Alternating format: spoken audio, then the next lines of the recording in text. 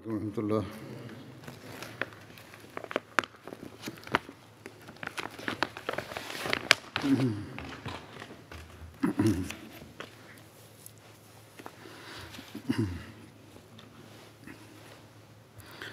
أشهد أن لا إله إلا الله وحده لا شريك له وأشهد أن محمدا عبده ورسوله أما بعد فأعوذ بالله من الشيطان الرجيم بسم الله الرحمن الرحيم الحمد لله رب العالمين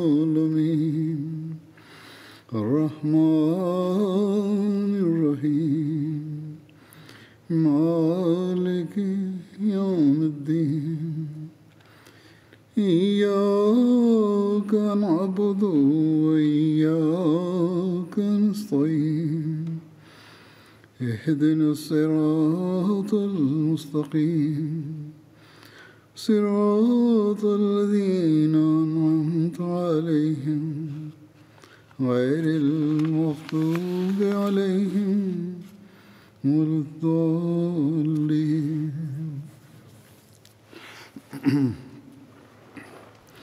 आजकल हज़रत उमर रज़ियल्लाहु अन्हु का जिक्र चल रहा है. Ces jours-ci, j'évoque le calife Omar radhiyallahu anhu dans mes sermons. वो भी उसी ज़मीन में आज भी बयान करूँगा. Je continuerai le même thème aujourd'hui. Hazrat Muslim Maud radhiyallahu anhu déclare: कि जब उन्होंने रसूल करीम सल्लल्लाहु अलैहि वसल्लम के एक इरशाद के मुताबिक Selon un récit, en accord à une directive du saint prophète Mohammed lui, Omar radhiyallahu anhu a expulsé les juifs et les chrétiens du Yémen. मज़ीद फरमाते हैं Il n'avait pas exproprié leurs terres, mais il les avait achetées. Il ajoute ces terres du Yémen à la disposition des juifs et des chrétiens étaient kharaji, c'est-à-dire elles appartenaient à des non-musulmans. Mais lorsque Omar a pris ces terres des juifs et des chrétiens, et lorsqu'il les a expulsés de la péninsule arabique, en dépit du fait qu'en principe ces terres appartenaient à l'État et que ces terres étaient kharaji, il ne les a pas expropriées de ces terres, mais il les a achetées. Selon le Fathul Bari Sharh Bukhari, l'on trouve ce hadith rapporté par Yahya bin Saïd. नजराना वल यहूदा Yahya bin Saïd relate que le calife Omar radhiyallahu anhu avait expulsé certains polythéistes, certains juifs et chrétiens du Najran, कि हज़रत उमर ने नजरान के et il avait acheté leurs terres et leurs vergers. वहाँ से जिला वतन कर दिया और उनकी Il est évident que ces terres qui appartenaient aux juifs n'étaient pas ushri, c'est-à-dire ce n'étaient pas des terres qui appartenaient à un musulman, car si c'était le cas, elles auraient appartenu à des musulmans खरीदने का et il n'y aurait aucune raison de l'acheter des juifs. जैसा कि हिंदुस्तान की ज़मीन को खराजी करार दिया जाता Ces terres étaient kharaji à l'instar des terres en Inde. है इसको खराजी करार दे Cependant, Omar n'a pas pris possession de ces terres en les considérant comme kharaji बल्कि उसको खरीदा et en les déclarant comme la propriété de l'État. En fait, il a acheté ces terres.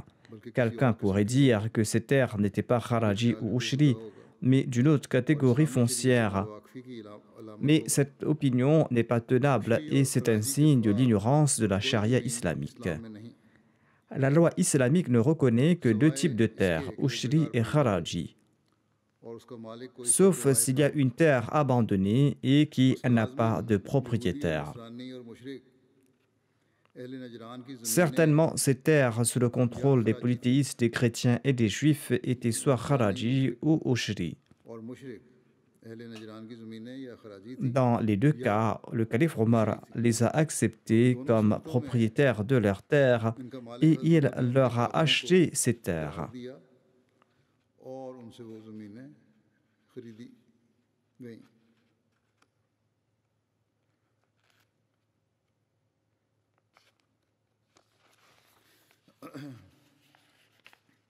इस्लाम में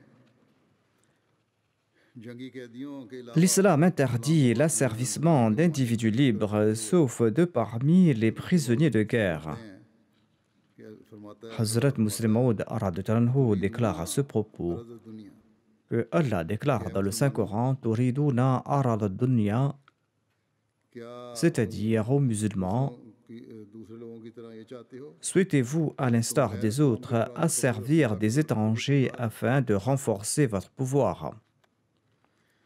वल्लाहु युरीदुल आखिरा Wallahu yuridul akhira. नहीं चाहता Or, Allah ne souhaite pas que vous suiviez ce monde, mais il souhaite que vous suiviez ses commandements, जो अंजाम ces commandements qui favoriseront une meilleure fin अगले जहान में तुम्हें अल्लाह ताला की रज़ा और उसकी et ces commandements qui vous feront mériter le plaisir de Dieu dans l'au-delà. के खुशगवार होने के लिहाज से Pour mériter le plaisir de Dieu, vous ne pourrez réduire personne à l'esclavage, hormis ceux que vous avez fait prisonniers lors d'une bataille. गिरफ्तार किया गया हो En somme, l'islam interdit de faire des prisonniers, hormis lors d'une bataille régulière. के कैदी बनाए जाने Au début de l'islam, on appliquait à la lettre ce commandement. गोया जंगी कैदियों के सिवा Au cours du califat de Omar, une fois, une délégation est venue du Yémen et cette délégation s'est plainte qu'elle avait été asservie de force avant l'avènement de l'islam par des chrétiens. के लोगों का एक वफद आपके पास आया Les membres de cette tribu affirmaient qu'ils appartenaient à une tribu libre मसीहियों ने et que le calife devait les faire sortir de cet état d'asservissement. कबीला थे हमें इस गुलामी से आज़ाद कराया Le calife Omar a déclaré que quoique cet événement date d'avant l'avènement de l'islam, je vais mener une enquête. Et si vos déclarations s'avèrent exactes, vous serez libérés sur le champ. हुई तो तुम्हें फौरन आज़ाद करा दिया Hazrat Muslim Maud Anhu compare cela au comportement des États européens d'aujourd'hui. ये तो इस्लामी तालीम Le Muslim Maud Anhu déclare que tels étaient les enseignements de l'islam tels qu'ils ont été appliqués par le calife Omar. लेकिन इसके बरखिलाफ Ou l'on peut dire qu'il avait rassuré cette tribu à cet égard. फरोग के लिए 19वीं सदी Mais l'Europe, pour développer son commerce et son agriculture, a maintenu l'esclavage jusqu'au début du XIXe siècle. पता लगता है Il n'y a pas de doute que l'histoire de l'islam met en évidence une forme d'esclavage condamnée par l'islam. Cependant, nulle part ailleurs dans le monde musulman, on n'a pas eu recours à des esclaves pour l'expansion du commerce et de l'industrie au niveau national. Ce concept n'existe pas en islam. Une fois, une grave famine a sévi à l'époque de Omar à Médine et dans les environs de la ville de Médine. जब तेज हवा चलती Lorsque le vent soufflait, la poussière s'envolait comme de la cendre. साल का नाम C'est pourquoi cette année a été nommée l'année des cendres. Auf bin Haris अपने वालिद से रिवायत करते हैं Auf bin Harith relate de son père que cette année a été nommée Amul Ramada, ce qui signifie l'année des cendres, parce que toute la terre est devenue noire et s'est réduite en cendres en raison du manque de pluie. माँ रही Et cette condition a duré 9 mois environ. Hisham अपने वालिद से रिवायत करते हैं Hazam bin Hisham relate de son père que lorsque les gens sont revenus du Hajj en l'an 18 de l'Hégire, ils ont beaucoup souffert. मवेशी हलाक हो गए और La sécheresse s'est propagée dans tout le pays, le bétail mourait et les gens mouraient de faim, tant et si bien qu'ils broyaient de la moelle osseuse pourrie dans de l'eau et pour consommer cette eau, il extrayait des rats et d'autres animaux de leur tanière. कि हज़रत Umar bin Khattab ने Ibn Omar relate que Omar bin al-Khattab a écrit une lettre à Amr bin al-As au cours de l'année des cendres. Omar Amir Dans cette lettre, il a dit Bismillahirrahmanirrahim, au nom d'Allah, le gracieux, le miséricordieux. C'est une lettre de la part de Omar bin al-Khattab, l'émir des croyants, au nom de Asi bin As. मरता हुआ देखना Que la paix soit sur toi. मेरे पास हैं Veux-tu me voir mourir et ceux qui sont avec moi, tandis que toi tu es vivant et ceux qui sont avec toi? वो भी जिंदा हूँ क्या कोई Est-ce qu'il y a quelqu'un qui pourra nous venir en aide? लिखा उस पे मदद Ensuite, il a répété 3 fois les mots aide, aide, aide. लिखा Bismillahirrahmanirrahim. Amr bin al-As a écrit en réponse: Au nom d'Allah le gracieux, le miséricordieux. Au nom d'Allah, en dehors de qui personne n'est digne d'adoration, ceci est une lettre de la part de son serviteur. Le secours arrive, attendez un peu. Je vous envoie une caravane de chameaux dont le premier vous atteindra tandis que le dernier sera encore avec moi. C'est-à-dire qu'il s'agira d'une longue file de chameaux. Amr bin al-As, le gouverneur de l'Égypte, a envoyé 1 millier de chameaux portant des céréales et des grains, en sus du beurre clarifié et des vêtements. Sard, le gouverneur de l'Irak, a envoyé 3000 chameaux de céréales, en sus des vêtements et d'autres articles. L'émir Muawiyah, le gouverneur de la Syrie, a envoyé 2000 chameaux de céréales et de vêtements. Lorsque les premières provisions de céréales sont arrivées à Médine, Omar bin al-Khattab a dit à Zubair bin al-Awwam: Arrête la caravane et tourne-la dans la direction de la campagne. C'est-à-dire d'envoyer la caravane dans la direction du village et d'en offrir en premier à ses habitants. Il a dit: Par Dieu, il est possible qu'après avoir profité de la compagnie du saint prophète Mohammed, paix soit lui, tu n'obtiennes rien de mieux. Qu'il utilise les sacs de céréales pour préparer des vêtements pour se vêtir. Abattez les chameaux pour qu'ils en consomment la viande et qu'ils en emportent la graisse. N'attendez pas qu'ils disent que nous attendrons que la pluie vienne. Ils feront cuire la farine et en stockeront jusqu'à ce qu'Allah leur accorde de l'aisance. C'est-à-dire qu'ils devaient en préparer une partie, en consommer et stocker le reste. Le calife Omar avait l'habitude de préparer la nourriture et son héros annonçait: Celui qui souhaite prendre ce repas peut se présenter. Et celui qui souhaite une nourriture suffisante pour lui et sa famille, qu'il vienne à la prendre. Le calife Omar préparait du tharid, un plat composé de pain et de soupe. Ce pain était accompagné d'une sauce d'olive qui était immédiatement cuite dans les marmites. Les chameaux étaient abattus et Omar en consommait avec le reste de la population. Abdullah bin Zayd bin Aslam raconte de son grand-père Aslam que Omar avait l'habitude de jeûner continuellement. Lors de l'année des cendres, du pain mélangé à de l'huile d'olive était apporté à Omar le soir. Un jour, les gens ont abattu des chameaux et en ont offert aux habitants. On a gardé une excellente portion pour le calife Omar. Quand cette portion fut présentée au calife, il contenait des morceaux de bosse et de foie de chameau. Omar a demandé d'où cela provenait. On lui a dit: Ô émir des croyants, cela fait partie d'un de ces chameaux que nous avons abattus aujourd'hui. Il a répondu: Malheur, malheur, je serais un très mauvais dirigeant si je consommais la meilleure partie et si je nourrissais les gens avec la partie inférieure. Ramassez cette assiette et apportez-moi d'autres aliments. On lui a apporté du pain et de l'huile d'olive. Il a rompu le pain de ses mains et il en a préparé du tharid. Ensuite, il a dit à son esclave: Ô Yarfa, apporte cette assiette à une famille de Samaka. Samak est une palmeraie appartenant à Omar dans les alentours de Médine. Il avait fait don de cette palmeraie. Le calife Omar a déclaré: Je ne leur ai rien offert depuis les 3 derniers jours. Et je pense qu'ils ont les ventres vides. Présente-leur cette assiette. Ibn Omar rapporte que durant les jours de la famine, le calife Omar avait fait une nouvelle chose qu'il n'avait pas faite dans le passé. Après avoir dirigé la prière de Isha, il rentrait chez lui et il ne cessait de prier jusqu'à la fin de la nuit. Ensuite, il sortait et il se promenait autour de Médine. Une fois à l'aube, je l'ai entendu prier en ces termes: Ô Allah, ne détruis pas la Ummah de Mohammed sallallahu alayhi wa sallam entre mes mains. Mohammed bin Yahya bin Habban raconte qu'à l'époque de la farine, Du pain trempé dans de la graisse était apporté à Omar bin al-Khattab.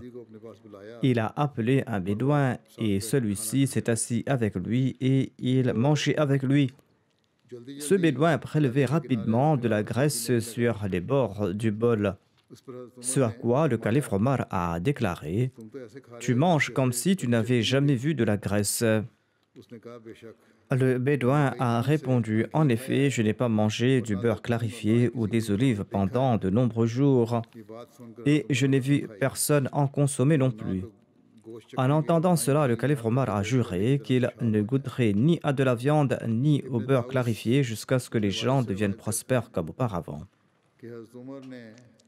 Ibn Taous relate de son père que le calife Omar n'avait ni consommé de la viande ou du beurre clarifié jusqu'à ce que les gens deviennent prospères. Son estomac grognait parce qu'il ne consommait pas du beurre clarifié et parce qu'il consommait uniquement de l'huile d'olive. Il disait à son estomac: Continue de grogner par là, tu n'obtiendras rien tant que les gens ne seront pas heureux et tant qu'ils ne commenceront pas à manger comme auparavant. Ayyaz bin Khalifa relate ceci: J'ai vu Omar bin al-Khattab l'année de la famine. Son teint s'était assombri, même si auparavant il était de teint clair.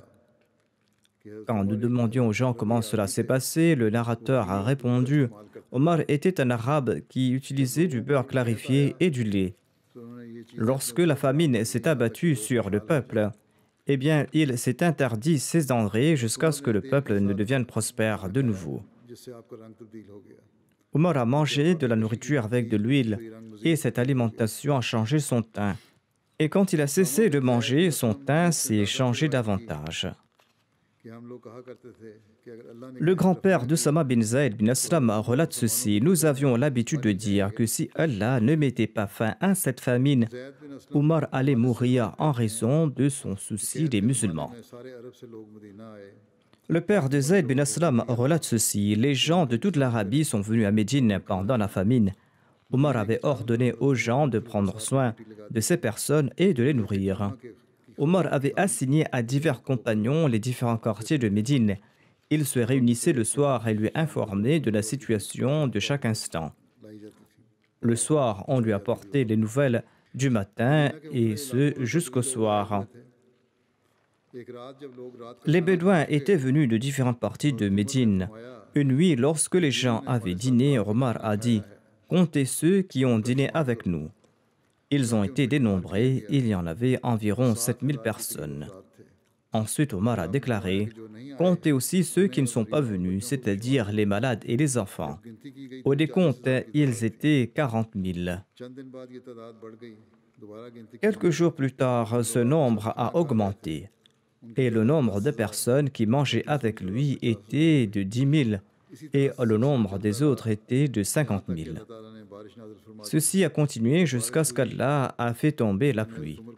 Et lorsqu'il pleuvait, j'ai vu Omar bin al-Khattab ordonner à ses agents d'organiser le retour de toutes ces personnes dans leurs zones respectives et de leur fournir également des céréales et des montures. Le narrateur déclare que j'ai vu Omar se présenter en personne pour les renvoyer. Les gens des alentours étaient venus dans la ville en raison de la famine, car la nourriture y était disponible. Quand la situation s'est améliorée, il a plu et l'agriculture était de nouveau possible. Il leur a demandé donc de retourner chez eux et de commencer à travailler la terre et de s'occuper de leurs champs. Le recueil de Tabri relate ceci à propos de la fin de cette famine. Un homme a fait un rêve selon lequel le saint prophète, paix soit sur lui, a tiré son attention vers la prière. Suite à quoi, Omar a annoncé qu'ils allaient accomplir la prière d'Istisqa. Omar a déclaré: Le malheur est arrivé à son comble et Inch'Allah, il est sur le point de se terminer. La nation qui a été bénie par des prières doit comprendre que ses problèmes ont disparu. Il a écrit aux gouverneurs des autres villes et il leur a demandé d'accomplir la prière d'Istisqa pour les serviteurs de Dieu à Médine et de ses alentours, des habitants de Médine et des alentours qui sont au comble de leur malheur. Ainsi donc, le calife Omar a rassemblé les musulmans sur un grand terrain pour la prière d'Istisqa. Il était accompagné de Rabbas.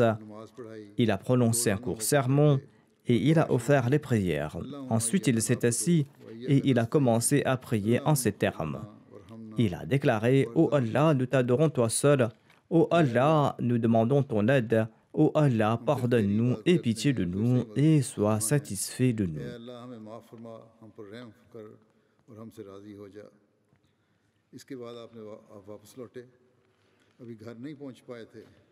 Ensuite, sur le chemin du retour, le calife Omar n'était même pas encore rentré chez lui qu'il y avait une grande mare qui s'était formée sur le terrain en raison de la pluie. Selon un autre récit, Omar avait fait cette supplication: « Ô Allah, à l'époque de ton prophète, sallallahu alayhi wa sallam, lorsque nous étions en proie à la sécheresse, eh bien, nous t'implorions au nom de ton prophète pour que tu nous accordes la pluie et tu déversais sur nous la pluie. Aujourd'hui, on t'implore au nom de l'oncle paternel de ton prophète, mets fin à cette sécheresse et accorde-nous la pluie. » Suite à cette prière, les gens n'avaient même pas encore bougé de leur place que la pluie s'était mise à tomber.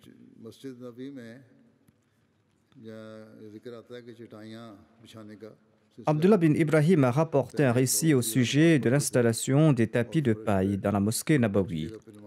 Avant, les gens priaient à même le sol, et lorsqu'ils priaient sur le sol, il y avait de la poussière sur le front. Par la suite, des tapis ont été placés sur le sol. À ce sujet, Abdullah bin Ibrahim relate que le premier à avoir installé des tapis de paille à la mosquée Nabawi était Omar bin al-Khattab. Auparavant, lorsque les gens se redressaient de leur prosternation, ils devaient se débarrasser de leur poussière avec les mains. Par la suite, le calife Omar a demandé qu'on installe des tapis de paille qui étaient apportés de Akik. Akik, qui est une vallée qui s'étend du sud-ouest de Médine jusqu'au nord-ouest sur une superficie de 150 km. Il s'agit donc d'une très grande vallée. En l'an 17 de l'Hégire, à l'époque du califat de Omar, il a fait agrandir la mosquée Nabawi. Abdullah bin Omar relate qu'à l'époque du saint prophète Mohammed, paix soit sur lui, la mosquée Nabawi était faite de quelques briques et le toit était fait de brindilles et de feuilles de palmier et les piliers étaient de troncs de palmier. Abu Bakr as-Siddiq l'avait laissé tel quel et il n'avait pas agrandi cette mosquée et ne l'avait pas modifiée. Omar bin al-Khattab l'avait fait reconstruire et agrandir, mais il n'a pas modifié la forme ni le style de cette mosquée. Il l'avait fait construire dans un style similaire. Le toit était resté le même et était fait de branches de palmier.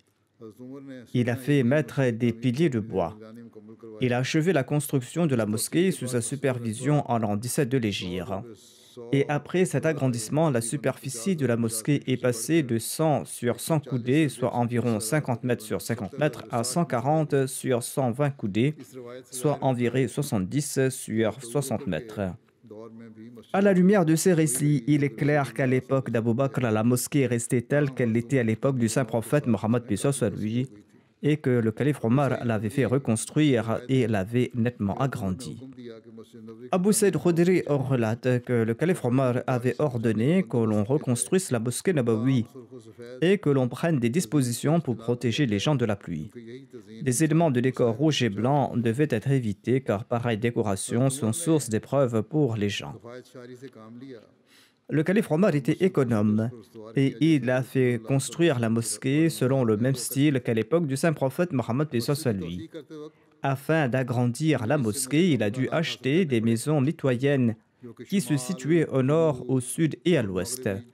Certaines personnes avaient fait don de leurs terres de gaieté de cœur et pour d'autres, Omar a dû avoir recours à des pourparlers et des incitations financières.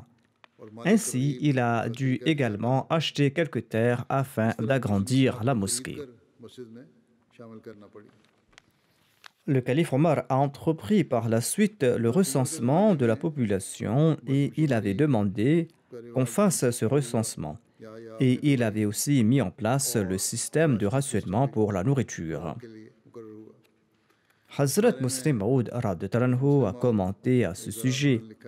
Il a commenté à propos du fonctionnement de l'État islamique, des changements et des nouveautés apportées dans les affaires administratives de l'État. Le Muslim Maud déclare à ce propos que, en arrivant à Médine, le saint prophète Mohammed paix soit lui a établi dans un premier temps un lien de fraternité entre ceux qui étaient les propriétaires et ceux qui n'étaient pas propriétaires. Les Ansar étaient propriétaires et les Muhajirin, les émigrés de la Mecque, ne l'étaient pas. Le saint prophète, paix soit lui, a établi un lien de fraternité entre les Ansar et les Muhajirin, et il avait lié toute personne propriétaire de biens avec toute personne qui ne l'était pas. Et certains parmi les Ansar sont partis si loin dans cette fraternité qu'en sus d'avoir partagé leur richesse avec les Muhajirin, ils avaient proposé à leurs frères Muhajirin qu'ils allaient divorcer de l'une de leurs deux épouses, s'ils en avaient deux, afin que leur frère Muhajir puisse l'épouser.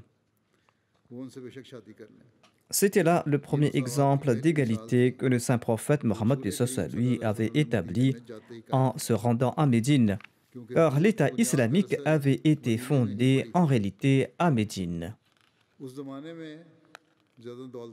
À l'époque, il y avait très peu de richesses à la disposition des musulmans.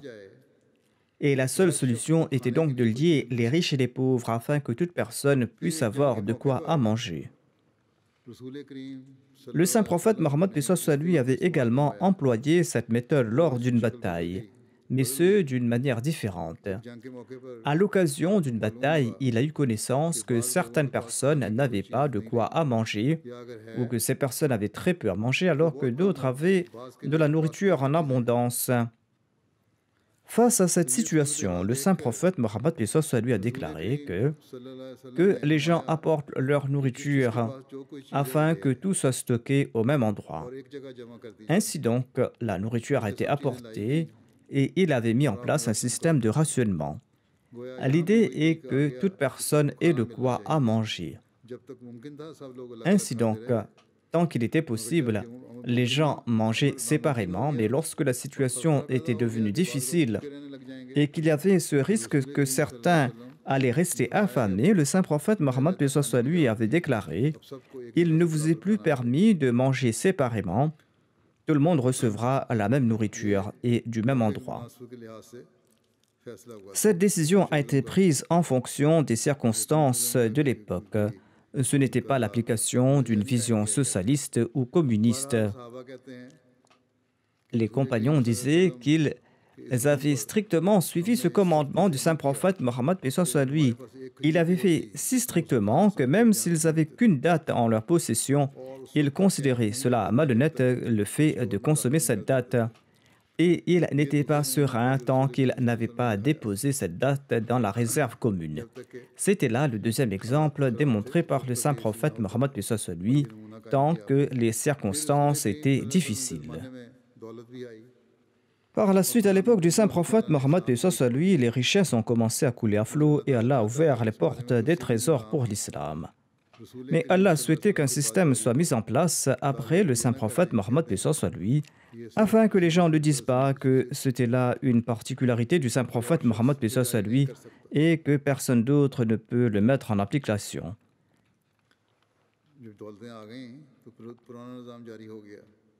Lorsque les richesses sont arrivées, l'ancien système a été mis en place, mais par la suite, Allah l'exalté a fait en sorte que ce système soit établi. Hazrat Muslim Maud explique à ce sujet que Allah avait établi un exemple par l'intermédiaire du saint prophète Mohammed paix soit lui, et dès son arrivée à Médine, les Ansar avaient proposé leurs richesses aux Muhajirin. Mais ces derniers ne souhaitaient pas acquérir gratuitement ces terres. Ils ont proposé de travailler sur ces terres comme agriculteurs et d'offrir aux Ansar leur part. Mais c'était là un souhait de la part des Muhajirin. Les Ansar n'ont pas hésité à céder leurs propriétés.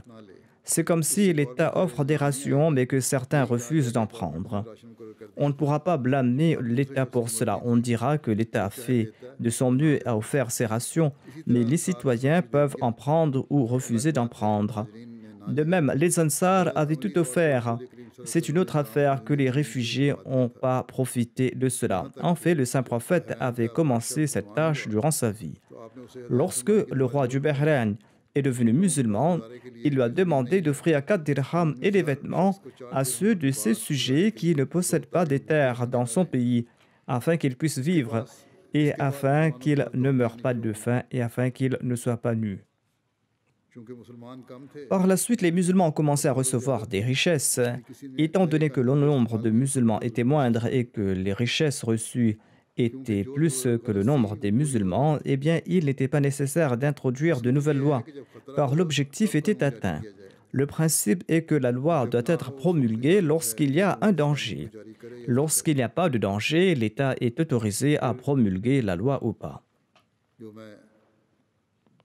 Je me tourne maintenant vers le point que j'avais évoqué en premier, car d'autres détails sont venus au milieu. Reste à savoir comment ce système a continué après le saint prophète Mohammed sallallahu alayhi wa sallam. Lorsque le saint prophète Mohammed est décédé et que les musulmans ont commencé à se répandre dans différentes parties du monde, des non-musulmans se sont joints également à l'islam. Les Arabes formaient un groupe et une nation. Mais à présent, l'islam s'est répandu dans différentes parties du monde et différentes nations ont commencé à se convertir à l'islam. Il était devenu difficile de gérer leurs moyens de subsistance. En fin de compte, le calife Omar a effectué un recensement et il a établi un système de rationnement qui a continué à l'époque des Omeyyades. Les historiens européens admettent aussi que le premier recensement a été effectué par le calife Omar et ils reconnaissent également que ce premier recensement a été effectué non pas pour arracher les richesses du peuple, mais pour subvenir à ses besoins alimentaires. Les autres États font des recensements pour que les gens soient des boucs émissaires ou pour que les jeunes servent dans l'armée. Mais Omar n'a pas fait ce recensement pour que les gens deviennent des boucs émissaires, mais pour mettre du pain dans leur ventre. C'est-à-dire, il s'agissait de connaître la taille de la population et quels étaient les arrangements à effectuer pour leur alimentation. Par conséquent, après le recensement, tous les citoyens recevaient leur ration alimentaire selon un système préétabli et une allocation mensuelle était accordée pour d'autres nécessités. Cela a été fait avec tant de soin qu'à l'époque du calife Omar, lorsque la Syrie a été conquise et que l'huile d'olive en provenait, il a dit une fois aux gens que celle-ci lui gonflait le ventre. Il recevait sa part d'huile d'olive et il en prenait. Mais il disait que l'huile d'olive me gonfle l'estomac. Permettez-moi de prendre du beurre clarifié au même prix que cette huile du trésor de l'État. Il a dit que je prendrai du beurre clarifié au même prix que l'huile d'olive et que l'huile d'olive n'est pas bonne pour sa santé.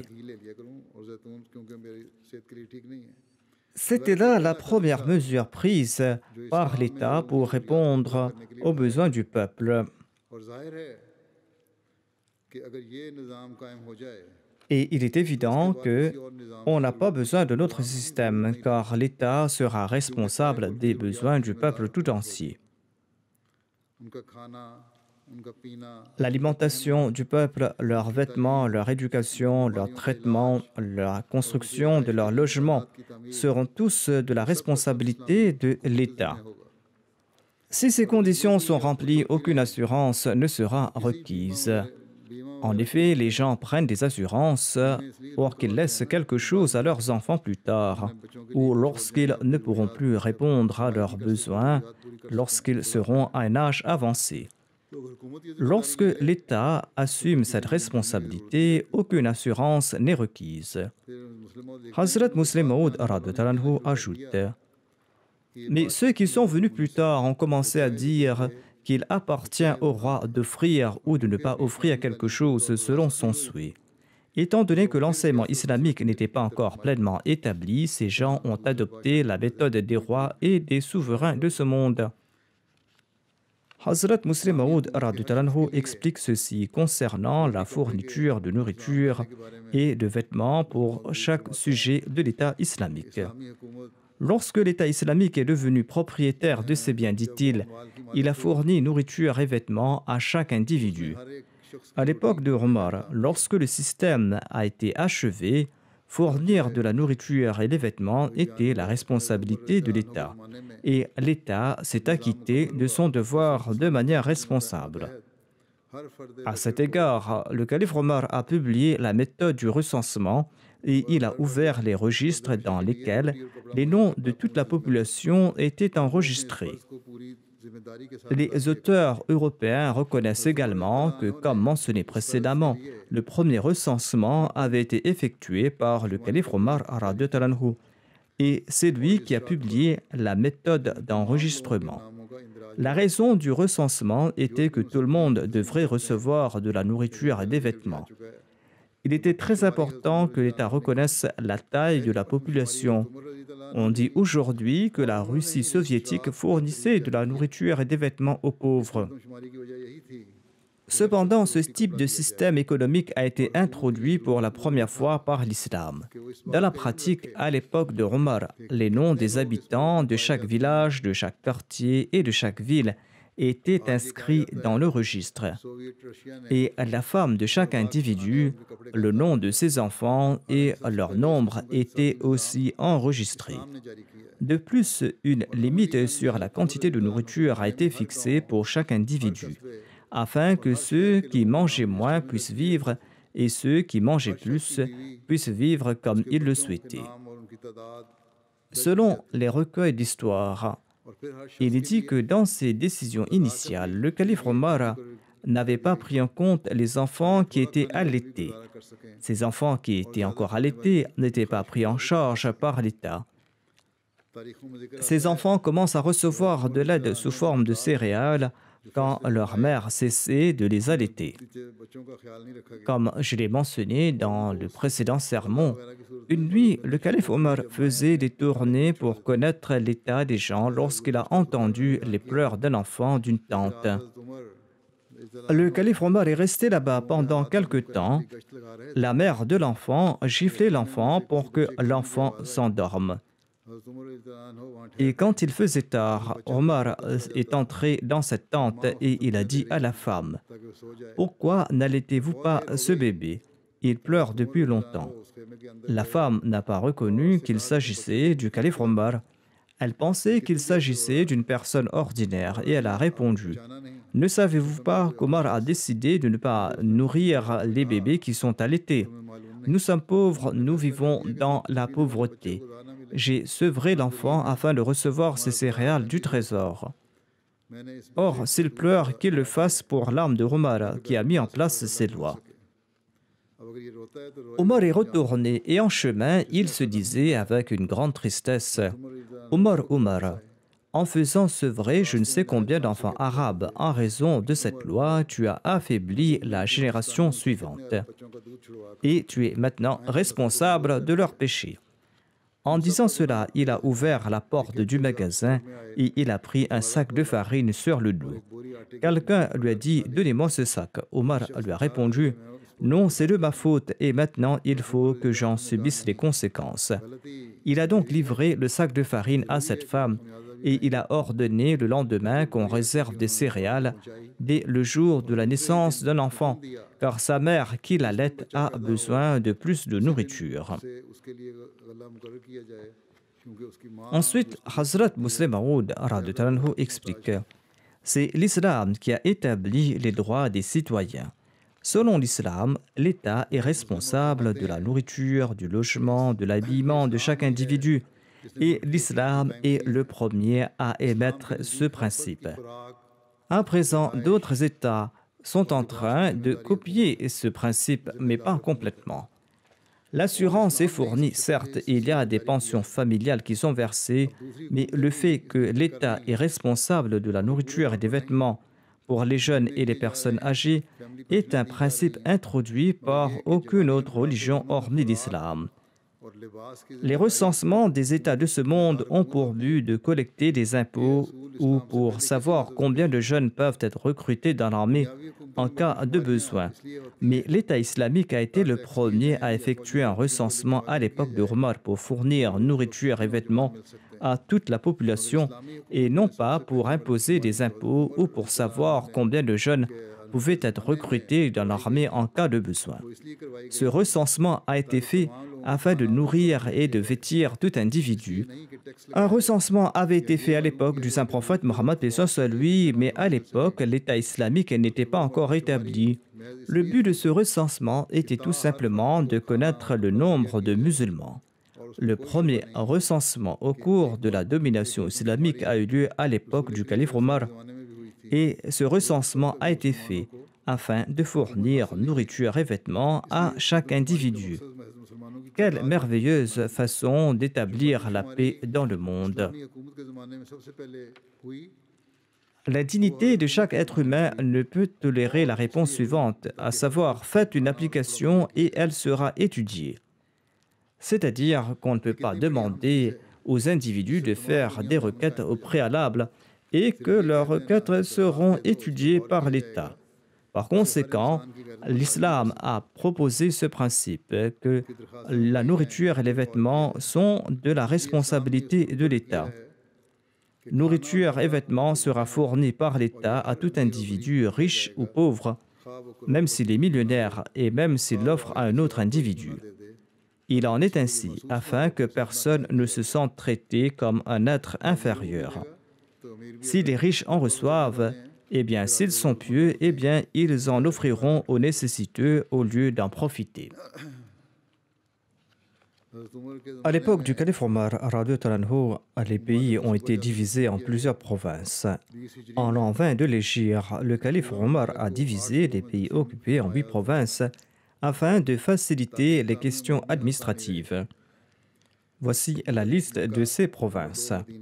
Il y avait premièrement la Mecque, deuxièmement Médine, troisièmement la Syrie, ensuite la péninsule Bassoura, Koufa, l'Égypte et la Palestine. Ensuite, la Majlis e-Shura a été établie à l'époque du calife Omar. Les membres des Muhajirin et des Ansar participaient dans la Shura. Ils étaient les membres à part entière de ce conseil. Les Ansar étaient divisés en 2 tribus, les Aws et les Khazraj. Il était donc nécessaire que ces 2 familles participent à la Majlis e-Shura. Les grands compagnons à l'instar de Othman, de Ali, d'Abdurrahman bin Auf, de Mu'adh bin al-Jabal, Ubay bin Ka'b, Zayd bin Thabit participaient également à la Shura. Pour la tenue de la rencontre, une personne annonçait As-Salat al-Jamia, c'est-à-dire que tout le monde devait se rassembler pour la prière. Lorsque les gens se rassemblaient, le calife Omar se rendait à la mosquée Nabawi et il offrait 2 rakats de prière. Après les prières, il montait sur la chaire, il prononçait un sermon. Ensuite, on présentait les points sur lesquels on devait délibérer. Pour les affaires ordinaires et quotidiennes, les décisions de ce conseil étaient considérées comme suffisantes. Et lorsqu'une question importante était à l'ordre du jour, une rencontre générale des Muhajirin et des Ansar se tenait et la question était décidée par consensus. Le salaire des soldats, l'organisation du bureau, la nomination des travailleurs, la liberté du commerce des non-musulmans et le taux des impôts et un certain nombre d'autres problèmes étaient résolus par la Shura. La Majlis e-Shura se réunissait souvent lorsque des besoins particuliers survenaient. De plus, un autre conseil était consacré aux discussions sur les arrangements et les besoins quotidiens. Ce rassemblement se tenait toujours à la mosquée Nabawi et seuls les compagnons parmi les Muhajirin y participaient. Lors de cette réunion, le calife Omar évoquait les nouvelles quotidiennes des provinces et des districts qu'il avait reçus. Et s'il y avait quelque chose à discuter, il demandait l'opinion du peuple. Hormis les membres de la Majlis e-Shura, le grand public avait aussi son mot à dire dans les affaires administratives. Les gouverneurs des provinces et les districts étaient souvent nommés sur la suggestion des sujets et parfois la méthode d'élection était suivie. Lorsqu'on commençait à recevoir de l'impôt de Koufa, de Bassoura et de la Syrie, Omar a envoyé des ordres aux 3 provinces de sélectionner et d'envoyer une personne de leur choix qui serait la plus honnête et la plus capable de parmi eux. Comment le calife Omar donnait-il des directives aux officiers Les officiers pour les services généraux étaient proposés par la Shura et celui qui était choisi à l'unanimité était nommé à ce poste. Parfois, le calife ordonnait au gouverneur de la province ou du district de sélectionner ou d'envoyer la personne la plus capable. Et par la suite, le calife Omar nommait cette personne comme gouverneur. Omar avait aussi fixé des salaires les plus élevés pour les gouverneurs. Ceci est aussi basé sur une grande sagesse afin que ces personnes puissent faire leur travail honnêtement et afin qu'ils ne sombrent pas dans la cupidité. Le calife Omar avait l'habitude de conseiller ceci aux titulaires de poste. Rappelez-vous que je ne vous ai pas envoyé en tant que commandant ou en tant que tyran, mais en tant qu'imam, afin que les gens vous suivent. Respectez les droits des musulmans, ne les tourmentez pas, ne les humiliez pas. Il ne faut pas les punir, mais il faut tenter de respecter leurs devoirs. Il déclare « Ne félicitez personne inutilement de peur qu'il ne sombre dans la tentation. Ne gardez pas vos portes toujours fermées pour eux de peur que le fort ne mange le faible. Ne vous préférez pas aux autres parce que c'est là une injustice à leur égard. » Celui qui était nommé gouverneur devrait promettre qu'il ne monterait pas sur un cheval turc, qu'il ne porterait pas de vêtements fins et qu'il ne consommera pas de la farine tamisée et qu'il ne placera pas de concierge à sa porte et que sa porte sera toujours ouverte pour les nécessiteux. Ces instructions étaient destinées à tous les administrateurs et étaient lues au public, et les avoirs des officiers étaient examinés après leur nomination. S'il y avait une amélioration extraordinaire de la situation financière de l'administrateur ou du gouverneur et qu'il ne pouvait pas présenter de raison valable à ce propos, il était sanctionné et la richesse excédentaire était déposée dans le trésor public. Les gouverneurs avaient reçu l'ordre de se rassembler à l'occasion du Hajj. Ils s'y tenaient un tribunal public. Et si une personne avait une plainte contre un gouverneur, les torts étaient immédiatement réparés. Les plaintes contre les gouverneurs étaient présentées. Un bureau composé des aînés parmi les compagnons avait pour mission d'enquêter et si la plainte était avérée, l'officier coupable était sanctionné. Hazrat Muslim Maud écrit ceci à propos de l'attitude du calife Omar suite aux plaintes contre les officiers. Il déclare « Voici une histoire concernant le calife Omar. Les habitants de Koufa étaient de nature très rebelle et ils se plaignaient toujours contre leurs officiers. Ils disaient que tel ou tel juge avait tel ou tel défaut et un autre officier avait tel ou tel défaut. Omar changeait les fonctionnaires suite à leurs plaintes et il nommait d'autres et les envoyait à Koufa. Certains ont dit au calife Omar que cette méthode n'était pas correcte. Autant on changera ces officiels, autant les habitants de Koufa continueront à se plaindre. Et ils lui ont demandé de ne pas changer d'officier.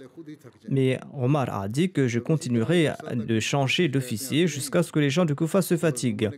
Lorsqu'il n'a cessé de recevoir des plaintes de leur part pendant un certain temps, le calife Omar a déclaré « À présent, je vais envoyer un gouverneur qui va redresser les habitants de Koufa. » Ce gouverneur était un jeune homme de 19 ans et il se prénommait Abdurrahman bin Abi Layla. Lorsque les gens de Koufa ont su qu'un jeune garçon de 19 ans a été nommé leur gouverneur, ils ont dit qu'il fallait se moquer de lui. Ces gens étaient méchants et ils étaient arrogants. Ils ont rassemblé un grand groupe d'aînés, âgés de 70, de 80, de 90 ans, et ils ont décidé que tous les habitants de la ville ainsi que ces vieillards devraient accueillir Abdurrahman. Ensuite, en plaisantant, ils allaient lui demander son âge. Et quand il répondra, ils riront et ils se moqueront du fait qu'un jeune garçon est devenu leur gouverneur. Ainsi, selon leur plan, ils sont sortis à quelques kilomètres de la ville pour recevoir leur gouverneur. Abdurrahman bin Abi Layla est également sorti sur un âne. Tous les habitants de Koufa étaient alignés et le premier rang était composé d'anciens chefs. Quand Abdurrahman bin Abi Layla s'est approché, ils ont demandé « Avez-vous été nommé notre gouverneur ?» Est-ce que vous vous nommez Abdurrahman? Il a répondu oui, et un vieux s'est avancé et il a demandé quel est votre âge, s'il vous plaît. Abdurrahman bin Abi Layla a répondu mon âge. Vous pouvez estimer mon âge du fait que le saint prophète Mohammed lui avait envoyé Oussama bin Zayd comme commandant à la tête de 10 000 compagnons, parmi lesquels se trouvaient Abu Bakr et Omar. Moi, j'ai 1 an de plus qu'avait Oussama à l'époque. Dès qu'ils ont entendu cela, ils étaient frappés de désespoir, ces habitants de Koufa. Ils ont tous reculé, tout embarrassés. Et ils se sont dit que tant que ce garçon sera parmi nous, ne prenez pas la parole, sinon il va nous dépecer. Et Abdurrahman bin Abi Layla a gouverné pendant longtemps et les habitants de Koufa ne pouvaient même pas ouvrir la bouche devant lui. Voici à présent les détails sur le système des revenus de l'État. Après les conquêtes de l'Irak et de la Syrie, le calife Omar s'est attelé concernant l'administration des impôts.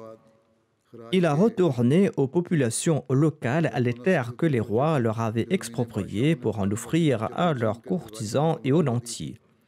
De même, le calife Omar avait émis l'ordre que les Arabes, qui étaient dispersés çà et là dans ces pays, ne vont pas cultiver la terre. En effet, les Arabes ne connaissaient pas les méthodes agricoles utilisées par les populations locales.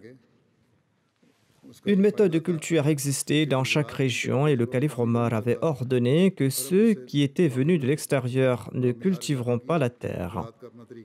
La population locale aura le droit de le faire. Les impôts étaient prélevés de force sur le peuple dans le passé.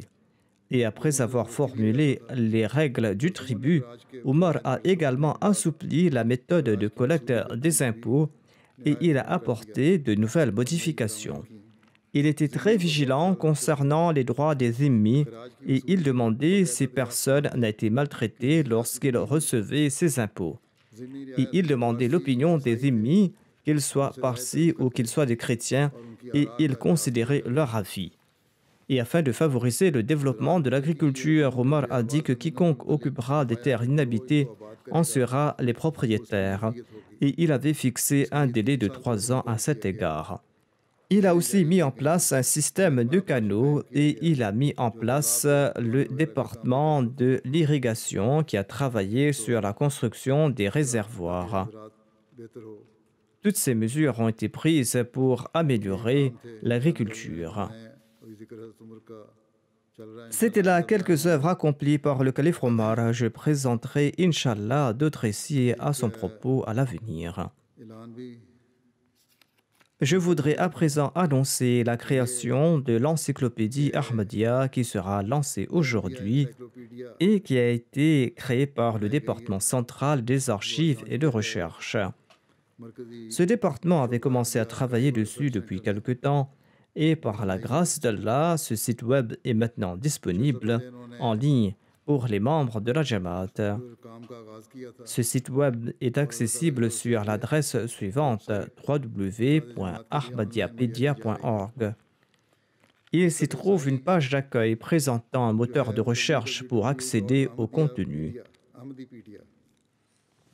Ce site web est très simple à utiliser et des informations de base concernant les livres de la communauté, concernant les personnalités de la communauté, les événements, les croyances et les bâtiments de la Jamaat y sont fournis. Avec chaque entrée, des liens vers des sites web connexes, des vidéos et des articles de journaux de la Jamaat sont fournis afin que des informations détaillées puissent être obtenues à partir de ces sources. L'un des avantages de ces liens est que les utilisateurs auront également accès à d'autres sites web de la Jamaat et pourront utiliser tous ces journaux et ces magazines. Les Ahmadis du monde entier disposent de beaucoup d'informations utiles, mais qui ne sont pas enregistrées quelque part. Il existe à cet égard une option contribution sur le site web Ahmadiyyapedia, où les membres de la Jamaat peuvent fournir leurs informations et des preuves ou des documents sur n'importe quel sujet. Ils ne pourront pas l'inclure directement, mais ils devront fournir ces documentations à l'administrateur du site. Après avoir effectué des recherches et une vérification sur le matériel fourni, ce matériel sera inclus dans l'entrée du sujet concerné. De cette façon, ce site web deviendra un projet continu avec la coopération de toute la Jamaat et sera bénéfique pour tout Ahmadi si Dieu le veut. Si on ne trouve pas le contenu requis sur le site web, on pourra contacter l'administrateur du site. Les administrateurs s'organiseront pour fournir le contenu requis sur le site. Ils ont en outre déclaré que bien que de nombreuses informations sont basées sur des sources authentiques, cependant, si quelqu'un dispose d'informations différentes de celles fournies sur un sujet quelconque, on peut fournir les faits nécessaires afin que l'on puisse, après vérification, préserver l'histoire de la Jamaat de manière authentique. L'équipe informatique centrale a travaillé de manière excellente sur ce projet et il a fait beaucoup d'efforts à cet égard pour préparer ce site web. Et ce département a travaillé sur les différentes phases techniques. Leur équipe est composée de travailleurs à plein temps ainsi que de bénévoles. Pour le contenu des sites web, les missionnaires du service central des archives ainsi que les bénévoles ont travaillé d'arrache-pied et ils ont travaillé avec une grande diligence pour trouver les informations, pour traduire le matériel de l'Ourdou et pour mettre tout cela en ligne.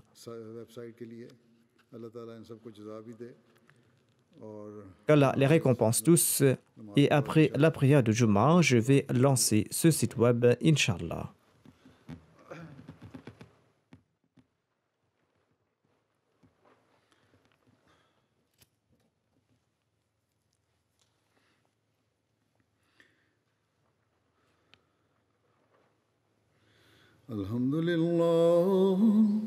الحمد لله نحمده ونستعينه ونستغفره ونؤمن به ونتوكل عليه ونعوذ بالله من شرور أنفسنا ومن سيئات أعمالنا من يهده الله فلا مضل له ومن يضلل فلا هادي له ونشهد أن لا إله إلا الله ونشهد أن محمدا عبده ورسوله